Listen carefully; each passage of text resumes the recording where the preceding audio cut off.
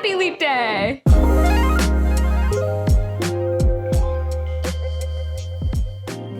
Hey guys, welcome back. It's March and it is Book of the Month drop day. Before we get into looking at the March selections for Book of the Month, I have to address the elephant in the room. So if you have watched my past videos, you know that before I had bookshelves and then I was like, oh, I'm rearranging my office, creating a little library, redoing things. That was a bit ago. That was a couple months ago. These projects always take longer than I anticipate they're going to take. But we're at the point now where the bookshelves are done. However, when paint is dry, that's not good enough. The paint has to cure for about 2 weeks to 4 weeks. So the bookshelf is currently in the curing process. So it's dry and everything. It's just waiting to cure for about 2 to 4 weeks before I'm able to actually put my books onto it. I'm very impatiently waiting. I don't know if I'll make it to the full month mark because I can't wait. But I'm trying to wait as long as possible to rearrange my books on here because they're my books and I don't want them to get ruined by sitting on a shelf that is still like a little sticky or uncured. That is where we're at with that. This is somewhat what it will look like. I just wanted to give you a sneak peek of it. Next time you see the shelves, fingers crossed, they will have books on them. So March is here for Book of the Month and the March picks have dropped.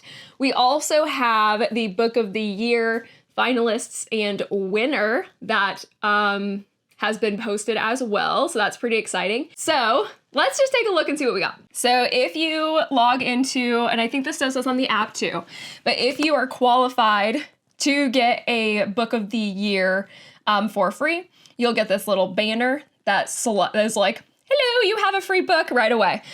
So do not, if you're getting the book this month and you are a BFF, do not forget to get a free book because it's free. So even if you have no interest in one of these, maybe get a free book and then give it to a friend.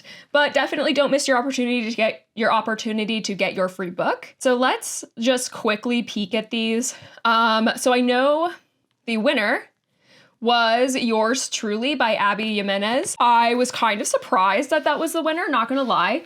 I do have this book. I did read it. I did really like it. I didn't really think that it was probably Book of the Year worthy. It's not the best romance that I've ever read. It still was a good book and everything. My bet was that Wayward was going to win. I really loved Wayward. So if you haven't read that one yet, I would recommend giving that one a shot. None of This Is True. I have not read that one. I don't have a ton of interest in that one. It just kind of feels like another thriller to me. The Wishing Game. I did read The Wishing Game. I have a full spoiler talk on The Wishing Game.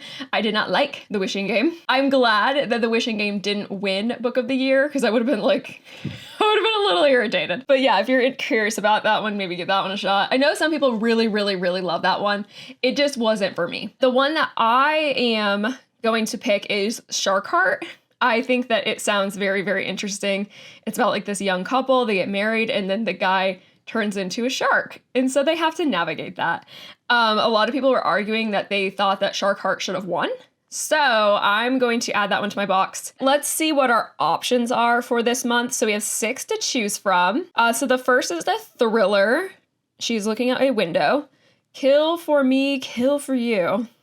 2 women out for revenge hatch a plot to help each other, but in the Big Apple, New York, best laid plans can easily go awry. Psychological, multiple viewpoints, action-packed, and New York City. One dark evening on New York City's Upper West Side, 2 strangers meet by chance. Over drinks, Amanda and Wendy realize they have much in common, especially a loneliness and an intense desire for revenge against the men who destroyed their families.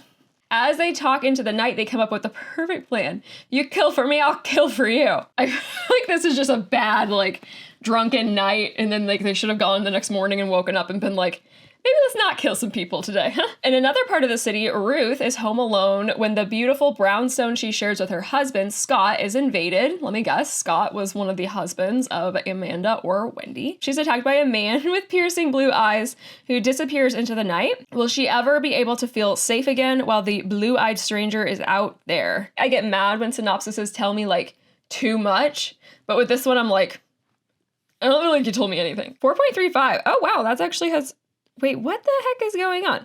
So first published in July 20th of 2023. So we've seen this before, 16 editions, where this may have been published elsewhere, like a different country, perhaps? Potentially this was published maybe independently or through like a different country, a different publisher, and then it got picked up again.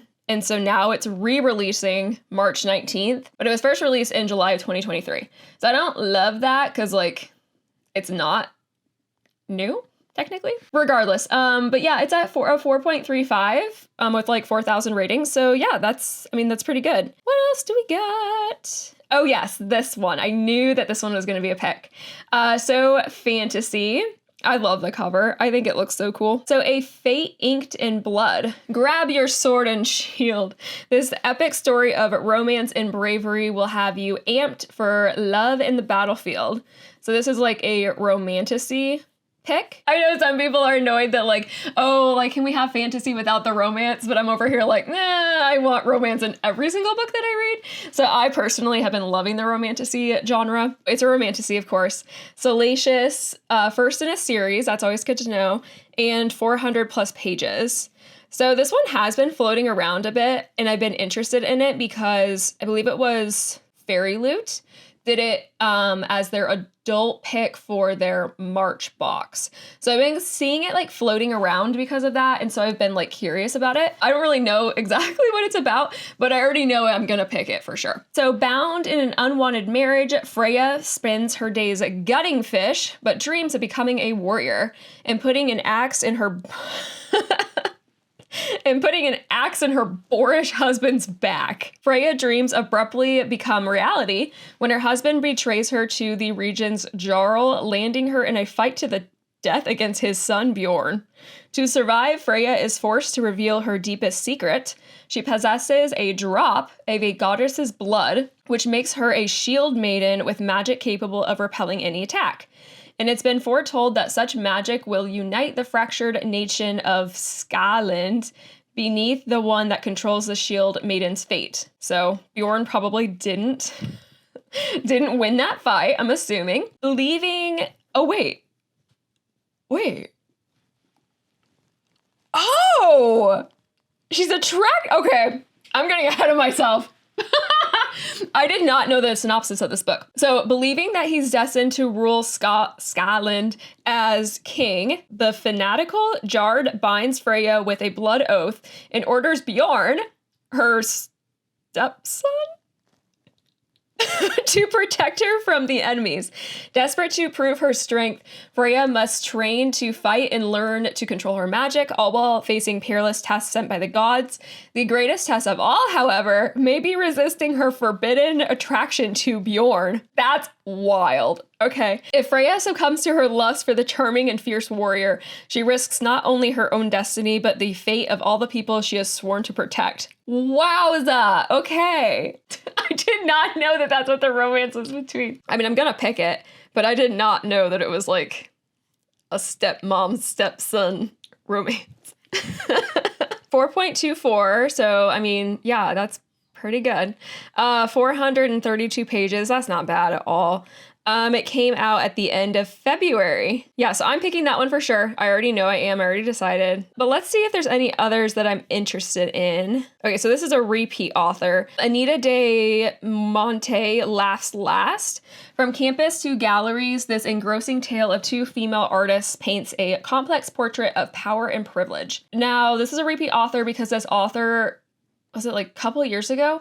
She had the book, it was a debut, Olga Dies Dreaming. I didn't like it. I only got like 50 or 100 pages in, and I was like, I thought it was boring personally. I liked the idea of the book and where it was going. It just didn't like grab me, you know? So this one is in the 80s, social issues, nonlinear timeline, and another New York City. So Anita is a rising star in the art world. She's found dead in New York City. Her tragic death is the talk of the town until it isn't. By 1998, Anita's name has been all but forgotten, certainly by the time Raquel, a third-year art student, is preparing her final thesis. On College Hill, surrounded by privileged students whose futures are already paved out for them, Raquel feels like an outsider. Students of color like her are the minority there, and the pressure to work twice as hard as for the same opportunities is no secret. When Raquel becomes romantically involved with a well-connected older student, I was gonna say,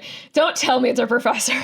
An older art student, thank you for not making it a professor, she finds herself unexpectedly rising up the social ranks. As she attempts to straddle both worlds, she stumbles upon Anita's story, raising questions about the dynamics of her own relationship, which eerily mirrors that of the forgotten artist. Moving back and forth through the time and told from the perspectives of both women, it's a witty exclamation of love, power, and art, daring to ask who gets to be remembered and who is left behind in the world of the elite. See, that's what I'm saying. Like, I feel like that sounds like a really good premise, and like, I'm curious. Like, I want to know what happened to Anita. Like, I want to know, like, how'd you die?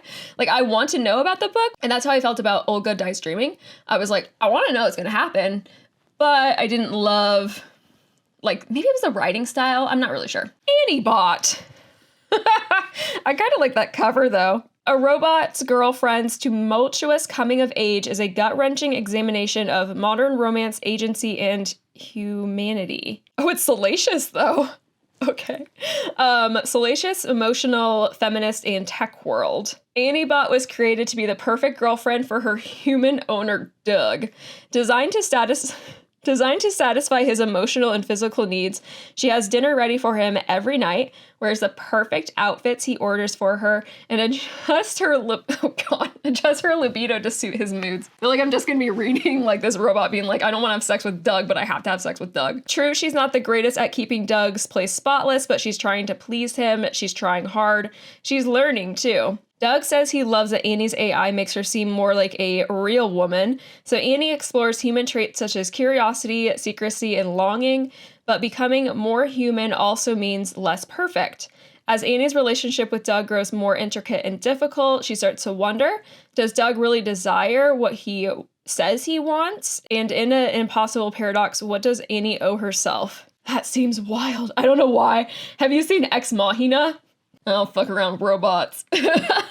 That movie's wild. Oh, it's short. Oh my god, it's so short. It's only it's only 240 pages. It's such a little guy. Oh my gosh. 4.06. Expected publication is March 19th. I'm like weirdly curious about this book. I don't know why, but I am. I really want to know if anybody gets this and reads it. Please come back here and let me know what you think, because I'm really, really curious about this one. I probably won't take and get it. That one seems weird to me. I'm a little like, I don't know. That one makes me feel a little uncomfortable. We have another thriller. Listen for the lie. Keep your ears and eyes open. Someone in this small Texas town is telling a story that just doesn't quite add up. Oh, this one's salacious too. My goodness, so many people are writing salacious books now. I love it. Multiple viewpoints, unreliable narrator, snarky, and salacious. I love all those things. What if you thought you murdered your best friend and if everyone else thought so too, and the truth didn't matter? After Lucy is found wandering the streets covered in her best friend Savvy's blood, everyone thinks she's the murderer. Lucy and Savvy were the golden girls of their small Texas town. Smart, pretty, and inevitable. Lucy married a dream guy with a big ring and an even bigger new home. Savvy was a social butterfly, loved by all, and if you believe the rumors, especially popular with the men in town.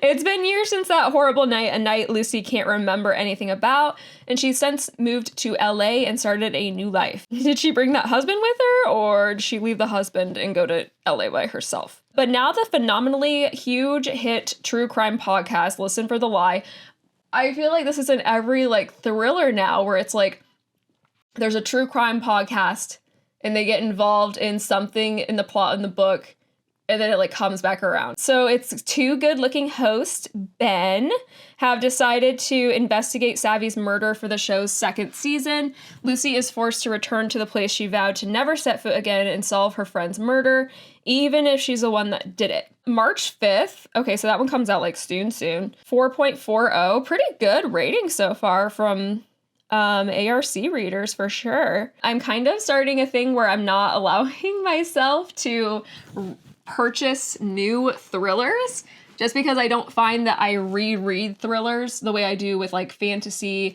or romance. So I'm not letting myself buy new thrillers. So even though I'm like interested in like the synopsis, you know, I'm not going to pick it. I'll probably again add that to my library list. Last is a memoir, Hereafter. A debut. Grief has its own grammar. This poetic, visceral exploration of the sudden loss of a spouse. Oh, will rewire your heart. Oh, God. Ugh. It is melancholy, emotional, sad, literary, nonlinear timeline. This one just sounds like a bummer, not gonna lie. When he dies, I fall out of time. Amy never expected to find a love like the one she shares with her husband Curtis, a gifted young architect who pulls her toward joy, adventure, and greater self-acceptance. On a sweltering August morning, only a few months shy of the newlyweds' move to Vancouver, 32-year-old Curtis 32-year-old Curtis heads out to run a half marathon with Amy's family. It's the last time she sees her husband alive. 10 days after this loss, Amy is in the hospital navigating her own shocking medical crisis and making life or death decisions about her treatment. Wowza. What follows is a rich and unflinching, honest portrayal of her life with Curtis, the vortex created by his death, and the ongoing struggle Amy faces as she attempts to understand her own experience in the context of commonly held truths about what the grieving process looks like. Oh, Amy, you poor thing. 4.64, that's really, really good. I mean, it only has 77 ratings, but still, like, those are high. 272 pages, so it's a little guy. And comes out March 5th. So there are your March picks. Of course, if you don't like any of those in your BFF, you can choose from a member fave, just in case you didn't know. Just so that you can get this box if you don't want any of those other ones so that you can get your free book. I haven't read any of these. I own Starling House. I haven't read it yet. But the rest I have not read, so I can't recommend any of those. But also, let's just quickly look at the add-ons. Oh, there it is. Olga Dies Dreaming. There it is. It's right there under Spotlight. First of all, I have to point out, Grief is for People. That's also a memoir about her dealing with her grief after she loses her best friend. So lots of sad books out there this month. The other one that I know about is Murder Road by Simone St. James. I really want to read that one. It's a thriller. Add that to the library list. But yeah, other than that, those are the only ones that I really know of. None of these other ones really interest me. So yeah, so I am definitely picking a Fae Inked in Blood, and I am getting Shark Heart as my free book of the year selection. Let me know what you end up picking in the comments down below. I love knowing. Let me know which book you wanted to win for book of the year as well. As always, thank you so much for spending your time with me, for watching this video. Don't forget to like, comment, and subscribe, and we'll see you next time. Bye.